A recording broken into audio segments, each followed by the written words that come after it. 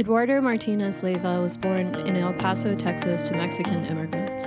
His work has been published in the Boston Review, Adroit Journal, Frontier Poetry, the Hopkins Review, and Best New Poets 2015, among other publications. He has received fellowships from Canto Mundo, the Frost Place, the Fine Arts Work Center in Provincetown, and the Lambda Literary Foundation. He has an MFA from Columbia University and resides in New York City. He is the author of Cowboy Park, winner of the Felix Polak Prize in Poetry from University of Wisconsin Press.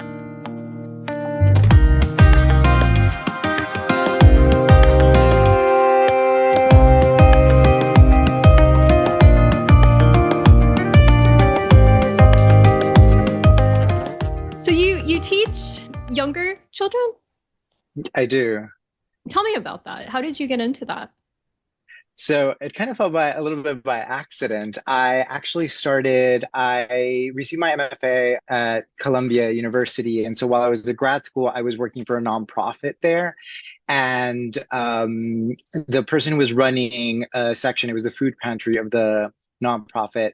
I sort of became her little assistant, and she really enjoyed the way I sort of interacted just in general with individuals. And so she moved from the nonprofit to work as an after school coordinator at a private school, independent school. There was just a few blocks from campus. And so she asked me, hey, like, you should come and sort of coordinate. And so I was sort of like her associate while she was working there.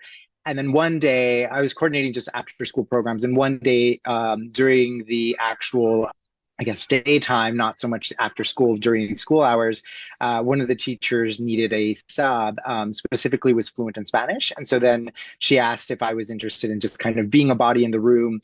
And from there, the other teachers, as well as the admin folks, were like, hey, like we really like the way you interact with kids. Have you ever considered, teaching? And that wasn't even part of on my brain at all. I was just like, oh, no, I'm a writer. I'm working on this manuscript. And ultimately, they convinced me to join. They had an associate program, which is essentially you're paired with a mentor teacher, and then they sort of guide you throughout this process, how to plan lessons, how to teach a class, how to just run sort of the show, so to speak. And then I got kind of looped in there. I started as an elementary school teacher. I started teaching third grade specifically, so all the subjects except for science. And then I didn't really enjoy teaching math. So I loved everything else. Math was really hard for me to teach. So much more because I didn't know if the kids understood the way I taught the process. And so from there, I decided I think I want to try, maybe another grade. And I got into middle school, and again, by accident, teaching or sort of subbing again. And then the middle school principal at that same school said, hey, like, you kind of have a natural flair for this. So do you want to try middle school? And so I did. And from there on, that's been sort of my sweet spot. I've taught every division, essentially: lower school, middle school, high school, and undergrad. I haven't taught grad yet. So, and that's kind of where I've been. Wow.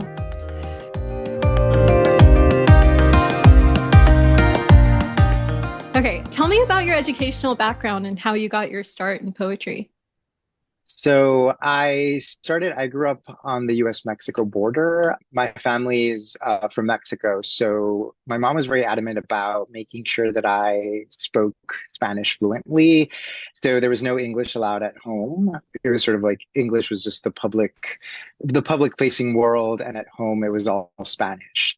And she wanted to just continue preserving our roots and making sure that everything just felt, I guess, like still tethered to our traditions from Mexico. And so when I started, actually, like as a really young child, I started in a bilingual school, but it was really difficult for me to manage both languages. And so by the time I was in second grade, I was mainly Spanish speaking only. And then I eventually segued into an English only school. But that was really difficult for me because coming again from a background where Spanish was just everywhere, sort of slipping into English was really, really challenging. And so I actually hated reading and writing because I felt it wasn't my thing. I was kind of like this aimless child, and as a result, I was sort of placed into these like programs of ESL. And I had to take tutoring classes before and after school. Eventually, this kind of led to my disdain for literature, but ultimately, I had a teacher who helped me understand the value of words. And it wasn't until I was in fifth grade that's where I started to explore poetry.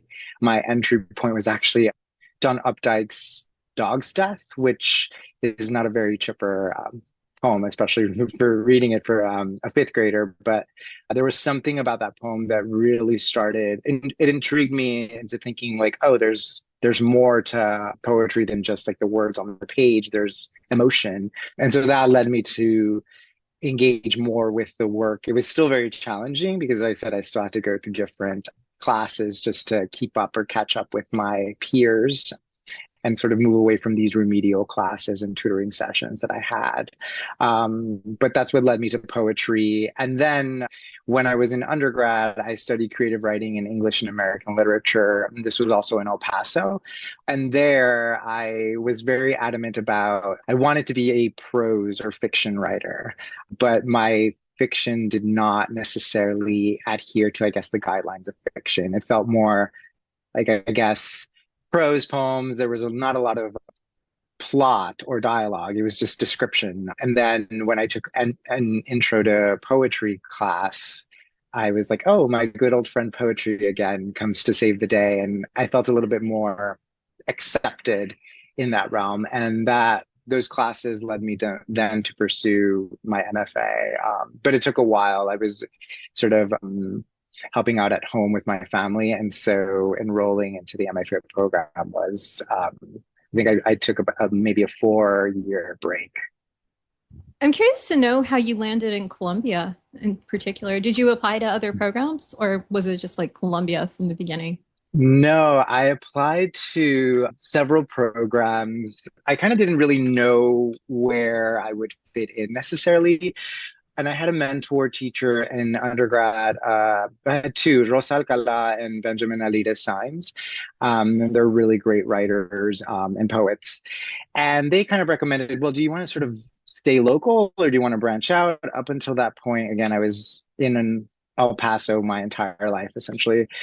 And as I said, I didn't really know anything else. And so I said, well, sure, let's take this risk. I applied my first year I think to NYU and then UC Irvine as sort of like the think big schools, and I got placed on the wait list, and I got rejected from all the other sort of the local schools there. So I was intrigued by this, and so my second year, my same mentors were saying, "Wait, you got sort of waitlisted these places, then maybe we should start looking. You should start looking elsewhere." And so I kind of just casted a wide net the second time around, and it didn't prove so fruitful as the first time. I got rejected from all of even the same programs where I was waitlisted, except Columbia. And I hadn't really, because I didn't really think that I would get accepted in a program such as that one. And so I hadn't really done my research. And so I kind of had to go back and learn a few things about the program and sort of like the funding and just the history behind it. And I decided to take the leap. As I said, it had been 4 years since I had gotten my bachelor's. And so I figured, okay, I guess it's now or never. And I decided to take the plunge. And that's where I ended up. That's awesome.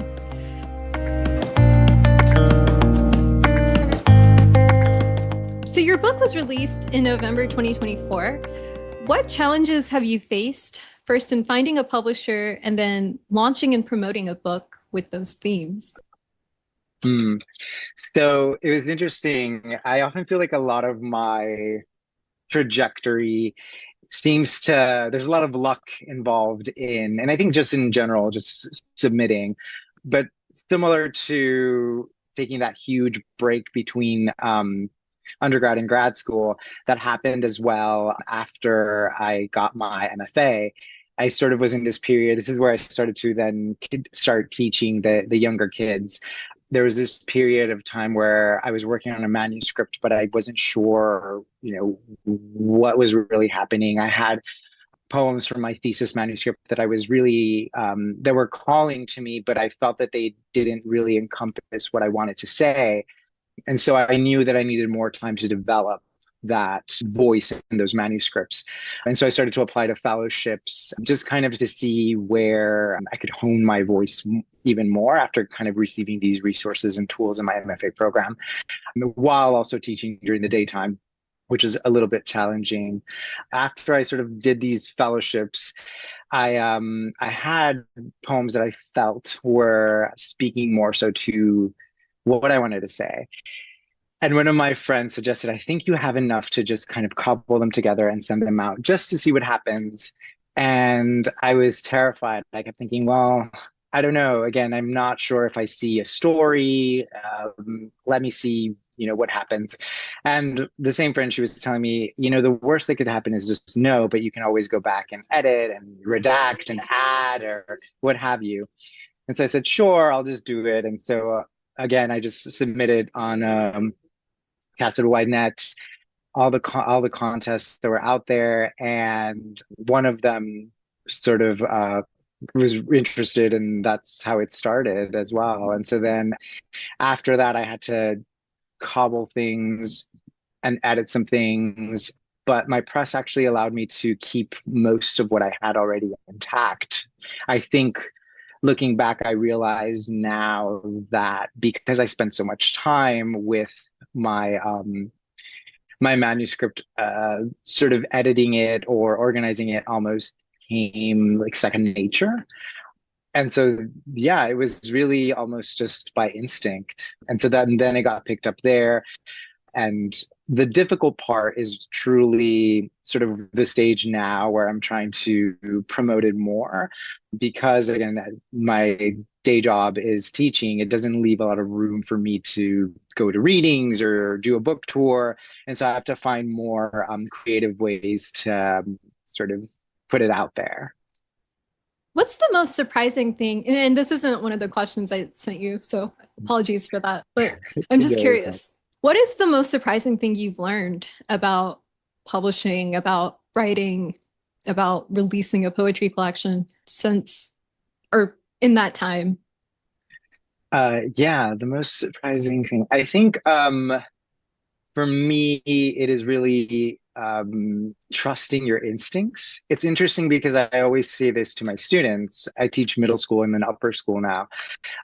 And usually with the upper schoolers, when I teach them short stories or an elective or some type of creative writing class, I always tell them that they need to trust their instincts and follow those instincts, because they're leading you somewhere. Easier said than done. I feel like I can dish out the advice, but it's really hard for me to take it.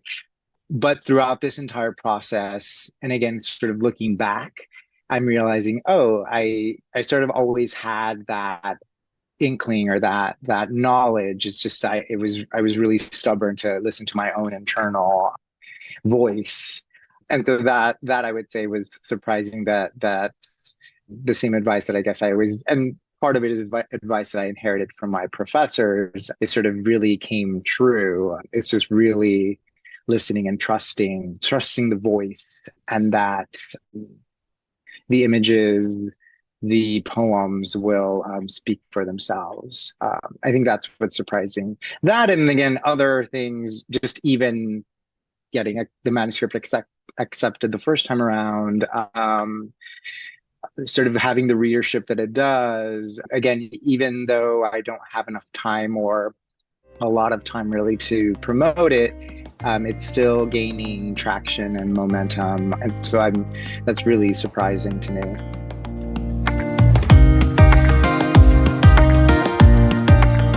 What do you think the role of poetry is in 2025 America? I love this question also because it's a really sort of hefty question. But for me, at least, poetry has always been this guiding light and force, all of literature really, but I think specifically poetry, gives us an insight into what it means to be human and how to be empathetic and understanding of just different voices and experiences. And I think that in a time like now where there's a lack of that awareness and empathy, poetry is vital and important. It gives us that, it allows us to pause and really lean into wonder and curiosity and lead with our hearts. I think that's always a key aspect of what I enjoy about poetry.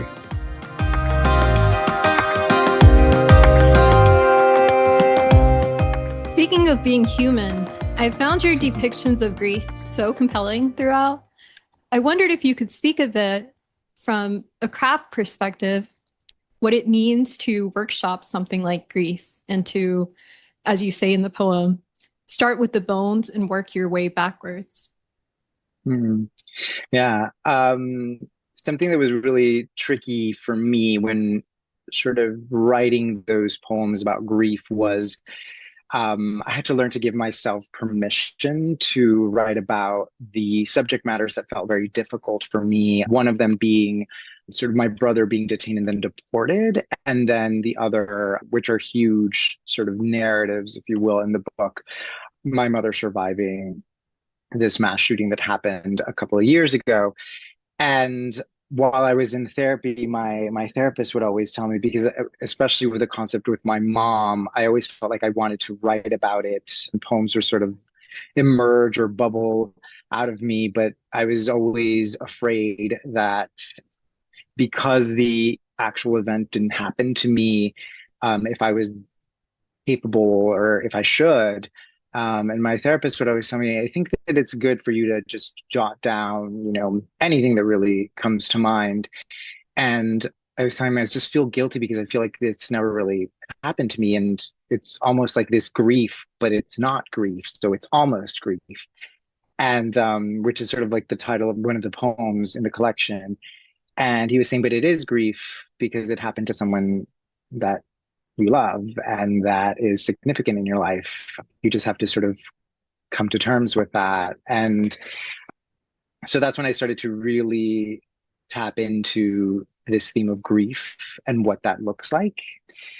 And I took a workshop with Aracelis Girmay. It was online, and the theme was about grief. And she asked us to bring a picture or photograph. And she had us do this exercise where we would fold the photograph, and then she would pause and say, okay, you're going to fold it once this way, and then open it up and see, what do you see? What gets lost? Does something feel amplified? Does something feel hidden? And then we would fold it again and again and again, and she would sort of ask the same questions and ask us to write it down. And then that's where the poem began, where I started thinking about, it was a family portrait, so I started thinking about the individuals in my family, those who are no longer with us, those who are gone, those who are still here, and those who are on their way here. And I started thinking, it's like, well, where does grief start?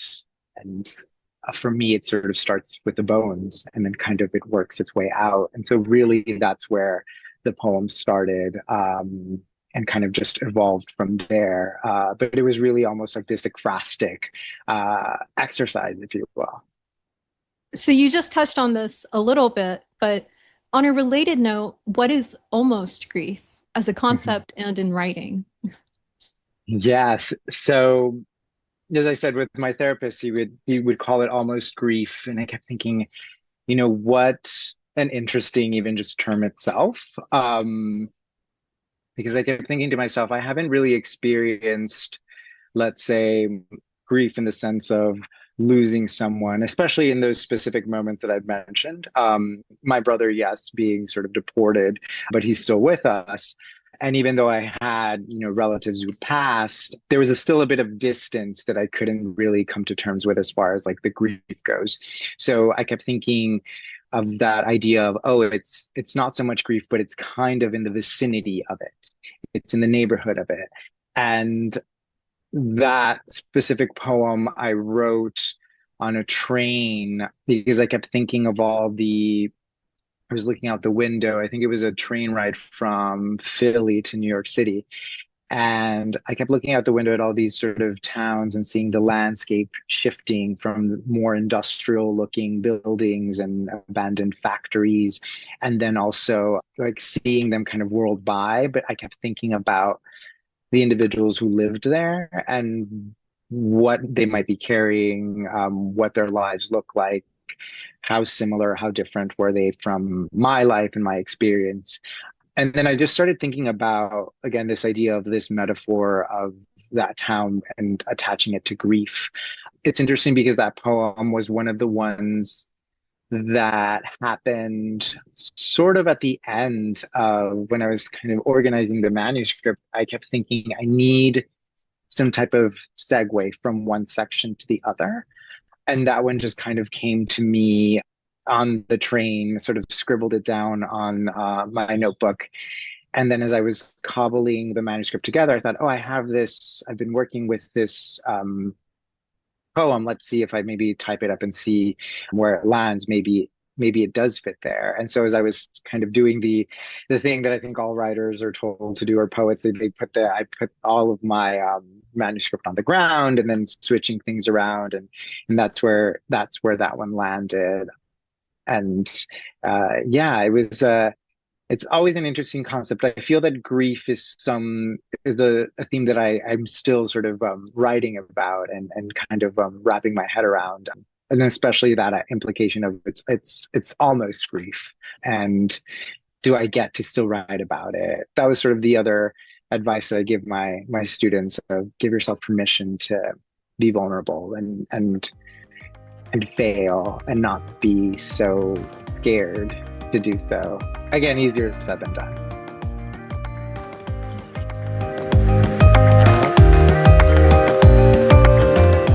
Can we talk a bit about the value of asking questions in poems, particularly questions that aren't necessarily answered? Yes, I really love this question because I started thinking about, especially that specific poem referenced in the collection.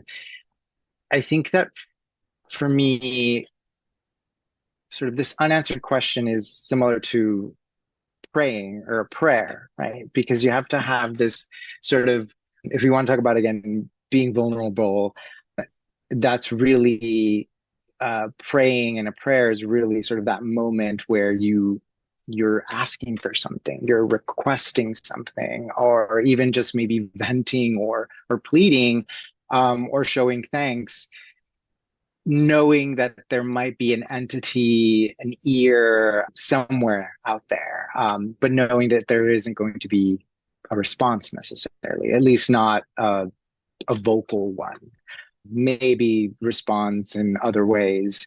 And so I kept thinking about just that in itself, which was the inspiration for that poem, that, and also sort of coupled with, as I said, I grew up on the US-Mexico border, so going back and forth from the US to Mexico.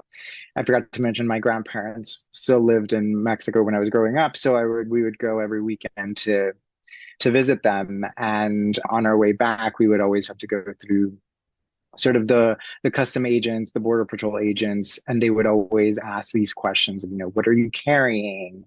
And I kept thinking about that, which resonated up until this point. Like, what do we carry and what does that look like? And so with that poem specifically, I kept thinking, again, this idea of prayer and God. And I sort of merged the two, this idea of God being this almost like border patrol agent and asking these sort of questions.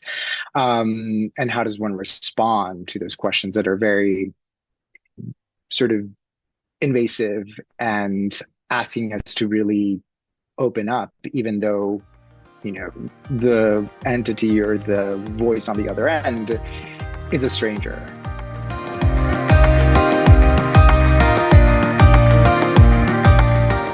I I really appreciated the close attention to detail within numerous portrait poems and poems about photographs and scenes throughout the collection. And now you tell me that you do like fiction, so it makes a little bit more sense. But can we talk a bit about portrait poetry and how you engage with it?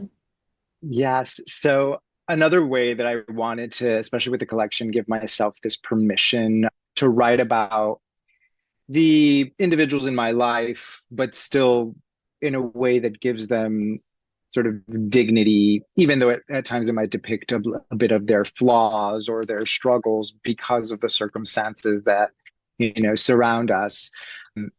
I find that the tool for me was this portrait.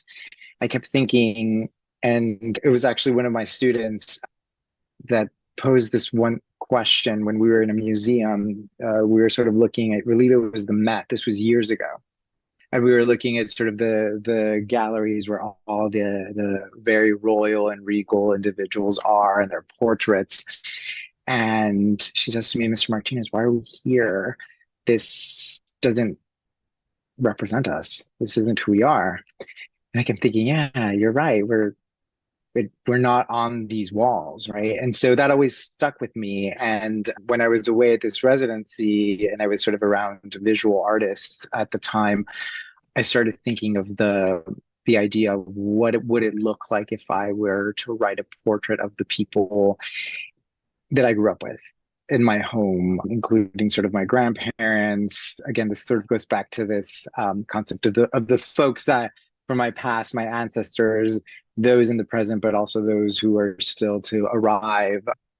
And so I started to kind of dabble into this implication of the technique, I guess, of portraits. And if my family members had their portrait taken, what would that look like? There's a portrait poem, Portrait of Aging Father, where it started off as this idea of like, what would my dad's portrait look like? What, let's say, artifacts would he have with him in the sort of picture frame? And so it started with these images that ultimately represent or provide this sort of composite drawing of who he is, who he was, and who he continues to be. So for me, portraiture, it was a way of amplifying both the beauty and, let's say, the blemishes of the people I grew up with.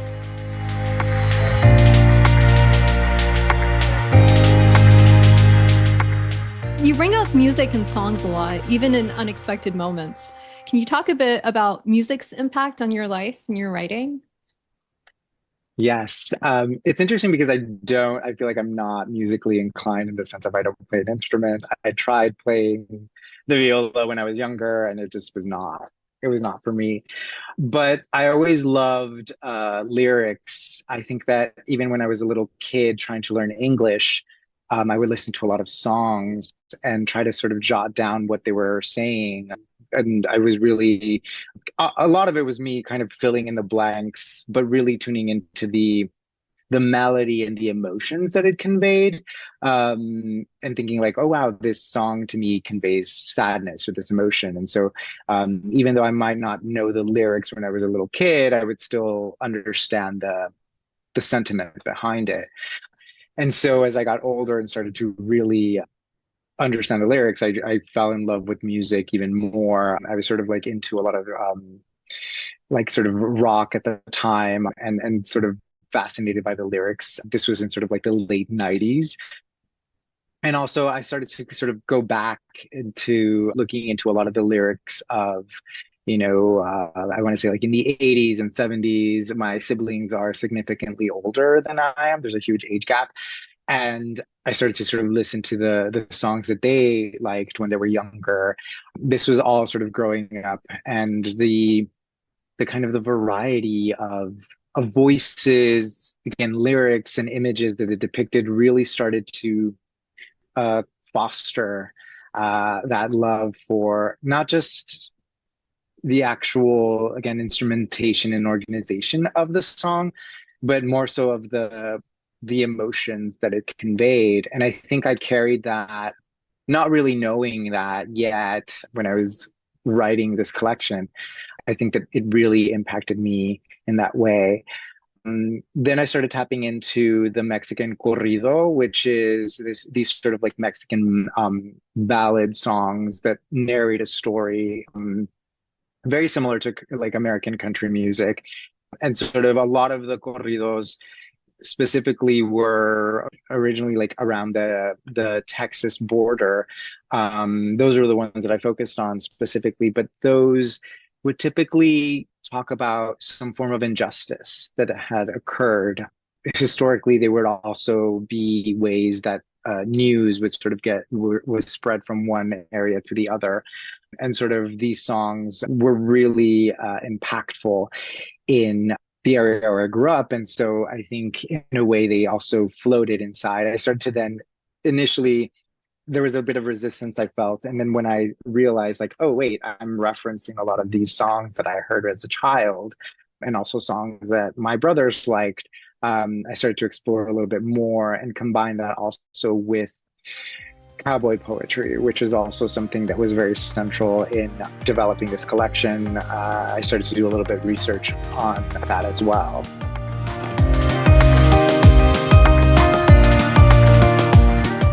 Hey, let's talk about developing the collection. Tell me how Cowboy Park came to be.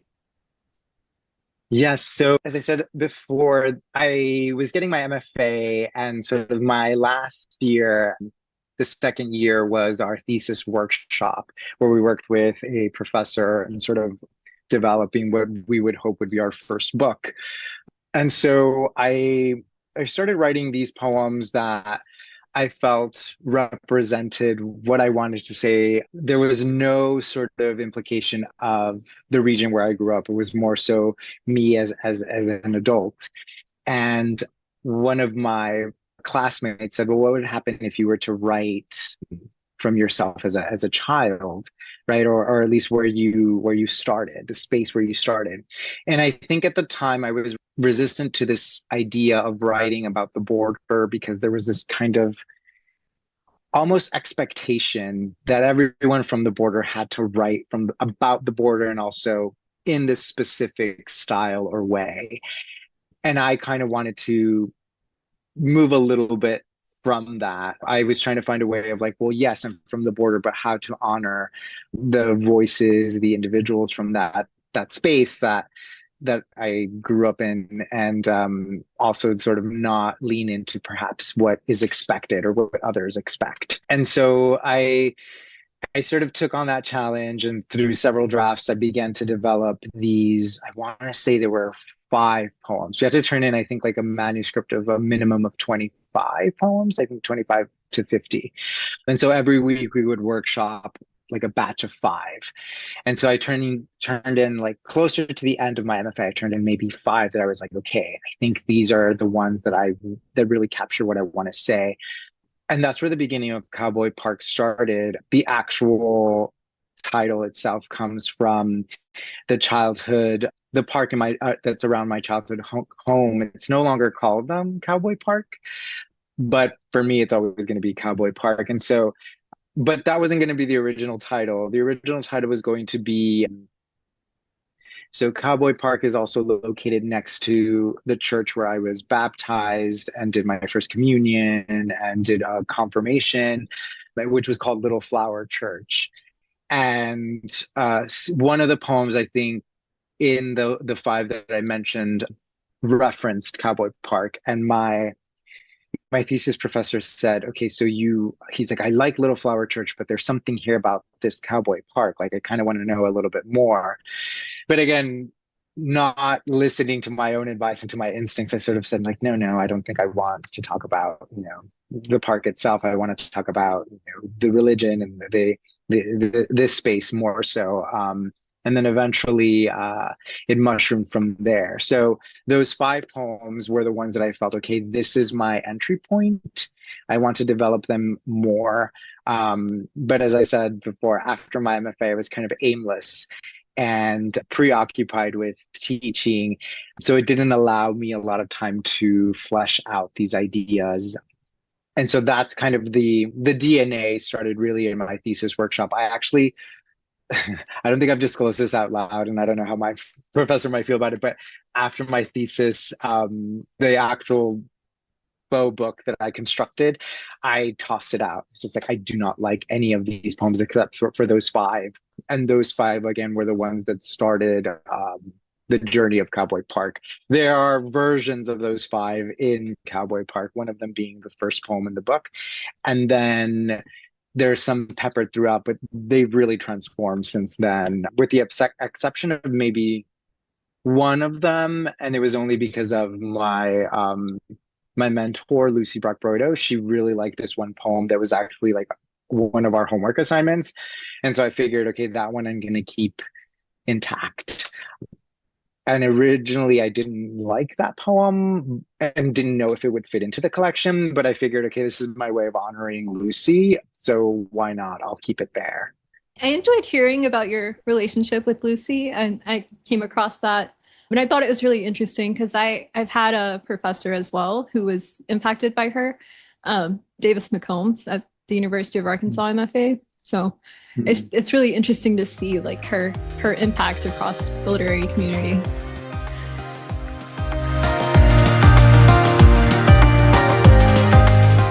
What do you most hope people take away from reading Cowboy Park? So similar to what I mentioned about poetry being kind of this entry into empathy and curiosity, I would hope that people could gain more insight into what it feels to be part of a community that has been unfairly and still continues to be unfairly marginalized or vilified or maligned. I think I would like readers to get a sense that because of, again, these systems that were in place, individuals are, again, pushed to these lives that might be necessarily, as I mentioned earlier, exhibit a little bit of flaws, right? But there's a reason for that. And it's often these societal, flaws themselves or systems that have sadly placed us on sort of the wrong end, if you will, wrong end, in air quotes.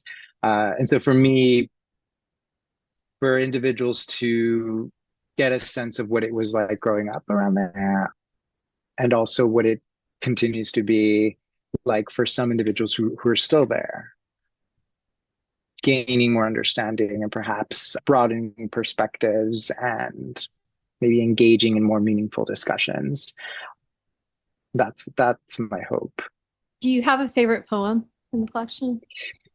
I was thinking about this one, and it was interesting because I was like, goodness, this is such a hard question to answer. I mean, all of these questions I'm like, oh my goodness. I sort of vacillate. And the interesting thing is I didn't really like these. So I mentioned earlier the poem, Lucie, that sort of was the homework assignment. That one originally was just like, I feel like it doesn't, again, it was me as a grad student. It's like, I don't know if it fits into the collection, but the more time I really spent with that poem, which is The Simple Hour, that's the title of the poem, I grow to appreciate more and more. And I think a lot of it is because I keep it as sort of this connection to Lucie. And the other one is Portrait of My Mother Studying for Her Citizenship Exam, which again, that one also sort of happened by accident. I started writing, kind of leaning into almost like this prose block, which sort of I preserved. Originally, it was much longer, and I sort of pared it down. But that one I grew to appreciate because it really captures a snapshot of what it was like for me growing up and helping my mom with that exam. But also, I used to help my mom with her homework. She would take night classes at a community college. And so at times, well, quite often actually, my brother and I would help her with her homework in the sense of like practicing English. So right after I would finish my homework at school, I would come home and sort of help her in that moment, specifically with their citizenship exam. So it really, I feel like it preserves that memory.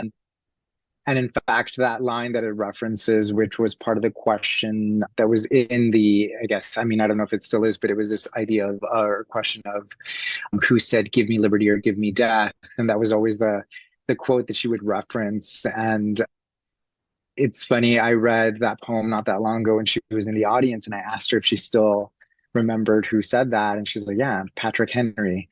And so, yeah, that I think that moment really captures that, and also sort of leans into again the circumstances of what she's experienced, dealing with sort of again the trauma of after the mass shooting. Can you give our viewers a writing prompt? Yes, I had a few, and I was thinking also about the question of sort of portraits, but also this idea of the question of what we would want, or what I would want the readership to take away from Cowboy Park. And so I kept thinking about, again, living on the border, or living sort of in this like space that could be real or imagined border. And so write a portrait poem about someone whose life is shaped by living on a border, any border, real or imagined, and maybe focusing on capturing the details of their daily life, the landscapes, and how the idea of borders maybe influenced their identity. I like that a lot. I will try that.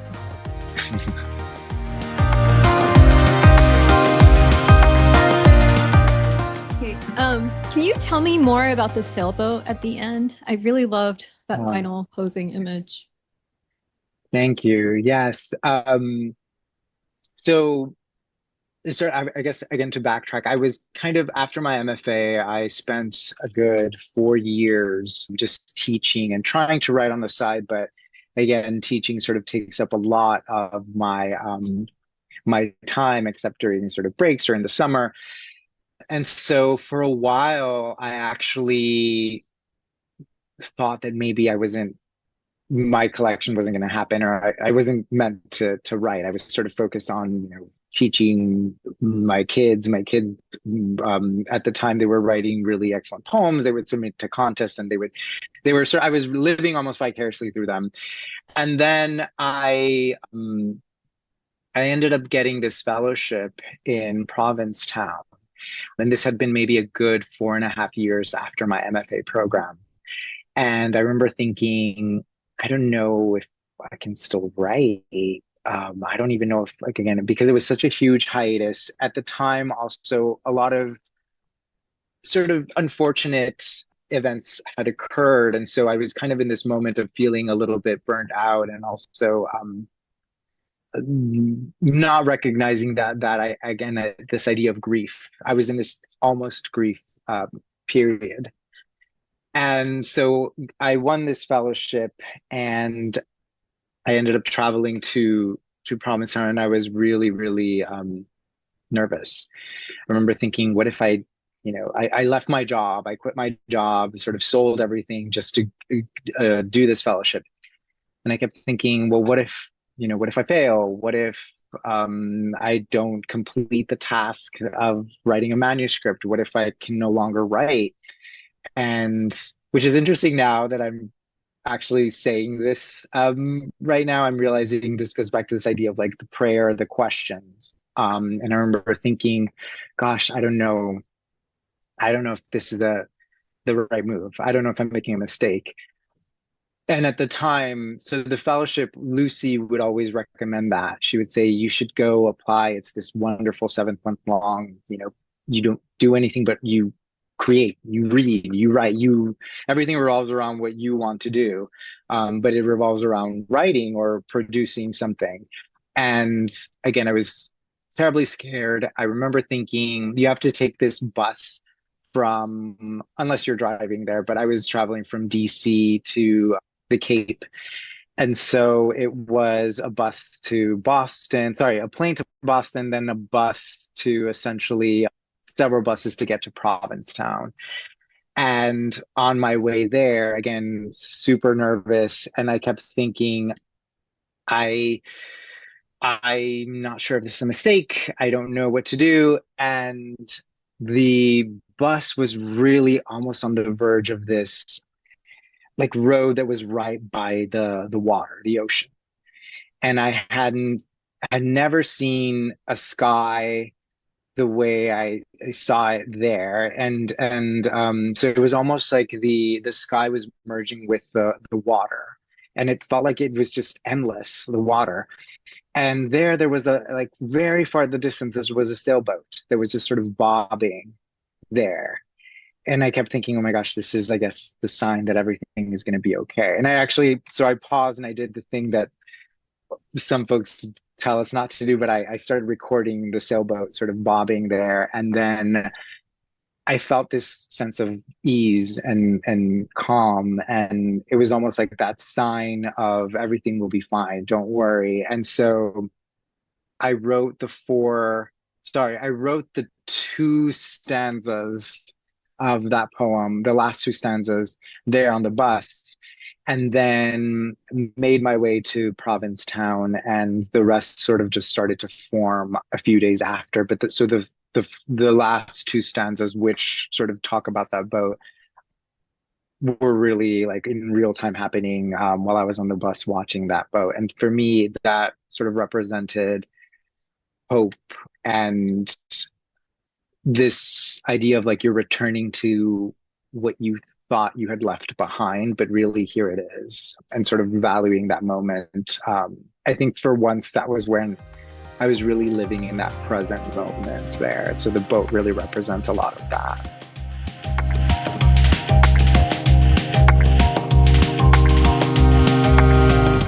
What are your best strategies for revision? Ooh, this is a good one. So I have a very peculiar process, and I think as I've gotten a little bit older, I've become more comfortable revising. So I start kind of in this block form when I'm writing. Sometimes I'll start in my notebook. I used to do this when I was younger. I would usually write everything down by hand. As I've gotten older, I've sort of felt a little bit more comfortable with just typing on the computer. The reason why I tried not to type so much was because I felt like if anything, if I didn't like something, I could easily delete it and then it would get lost forever. And so I do this thing where I no longer delete as I'm typing. I just figure, okay, I'll just put it in my graveyard or boneyard, which is sort of like where all my orphan lines live. And so I start with it sort of just almost a block form of an image or what I am sort of experiencing or feeling. And then it kind of just all becomes this kind of jumbled mess. And then I start to recite the what I have. I was going to say the poem, but at that point, it's not really a poem yet, I don't think. But I start to recite the lines or images out loud. And then the ones that really captivate or jump out, I sort of start to copy and paste them. And then I start to form a stanza. But it's usually just almost a stream of consciousness. Just I start jotting everything down, and then I go back and pare down, and then I start to recite out loud. I always tell everyone, my students, sometimes it's helpful to read it out loud, read it back to yourself and see what it sounds like.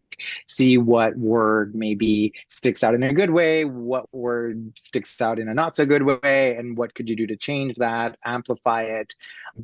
And so really that's how I start to revise. Then I print, but by that point, usually when I print something, it's almost, I feel like done, or at least it feels complete. And then I'll make some edits and then sort of go back to the process again of adding or redacting or taking out.